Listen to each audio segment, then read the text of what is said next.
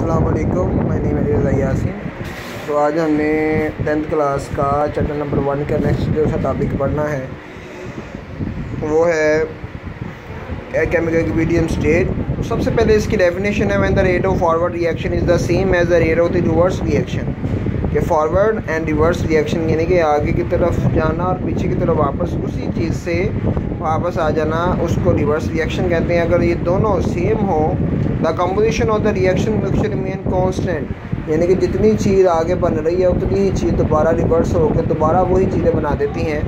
इसको कहते हैं केमिकल इक्विलिब्रियम के स्टेट, यानी कि जितनी आप चीज़ें बना दी उतनी ही आपको मिलती हैं। वही जो चीज़ें नहीं बनी उसको आप दोबारा को तोड़ें तो दोबारा से उतनी ही चीज़ें बने जितनी आपके दोबारा जोड़ के बना रहे थे, तो उसको केमिकल इक्विलिब्रियम स्टेट कहा जाता है। इसकी 2 टाइप्स हैं। नंबर 1 है static equilibrium, when reaction cease to proceed, जब रुक जाए आगे बढ़ने के लिए, इसको स्टैटिक इक्विलिब्रियम कहा जाता है। इसके नीचे एग्जांपल दी हुई है, a building remain standing rather than falling down because all the forces acting on its are balance. कि एक बिल्डिंग को आपने रस्सी के साथ बांधा हुआ है या उसको एक किसी भी चीज़ के साथ बांधा हुआ है तो वो उस चीज़ के मुताबिक उसी तरह खड़ी हो, आगे ना चल सके, ना ही कहीं इधर उधर मूव कर सके।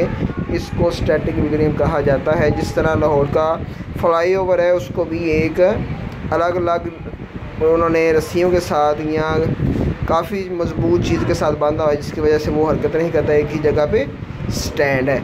इसी तरह आगे दूसरी इसकी टाइप है डायनामिक इक्विलिब्रियम स्टेट की, when reaction does not stop, जब रिएक्शन रुकता नहीं। Only a rate of forward and reverse reaction become equal to each other. कि फॉरवर्ड और रिवर्स फॉरवर्ड रिएक्शन से कहा जाता है जो एक चीज़, जैसा कि मैंने हमेशा आपको बताया था रिएक्टेंट एंड प्रोडक्ट के बारे में, तो रिएक्टेंट उसे कहा जाता है जब दो चीज़ें मिलती हैं उसको फॉरवर्ड कहा जाता है। रिएक्टेंट को फॉरवर्ड और प्रोडक्ट को रिवर्स, यानी कि प्रोडक्ट से दोबारा रिएक्टेंट बन जाए उसको रिवर्स कहा जाता है।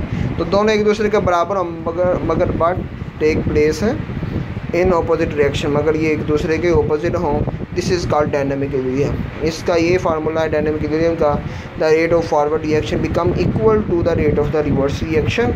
तो इसको कहा जाता है डायनामिक इक्विलिब्रियम के जितने फॉरवर्ड होगा उतना ही रिवर्स होगा, मगर एक दूसरे के ऑपोजिट रिएक्शन के अंदर होंगे। तो इसके अंदर हमने types of chemical equilibrium state पढ़ी जिसके अंदर स्टैटिक और डायनामिक है।